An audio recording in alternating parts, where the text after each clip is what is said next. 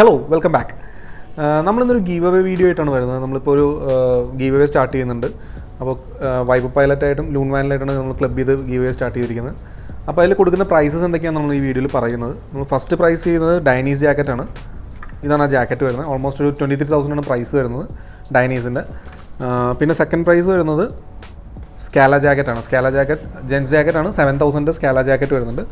പിന്നെ third prize വരുന്നത് നമ്മൾ ലേഡി ജാക്കറ്റാണ് കൊടുക്കുന്നത്. അതും സ്കാലയുടെ തന്നെ akkira എന്ന് പറഞ്ഞ ലേഡീസ് ജാക്കറ്റാണ്. ഇതും 7,000 പ്രൈസ് റേഞ്ച് വരുന്നത്. പിന്നെയുള്ള പ്രൈസ് നമ്മൾ 2 ഹെൽമെറ്റ്സുകളാണ് കൊടുക്കുന്നത്. 2 ഹെൽമെറ്റ് NHKയുടെ 2 ഹെൽമെറ്റാണ് കൊടുക്കുന്നത്. ഇത് റേസ് പ്രോ എന്ന് പറഞ്ഞ മോളാണ് NHKയുടെ. ഇത് പ്രൈസ് വരുന്നത് 4,500 വരുന്നുണ്ട്.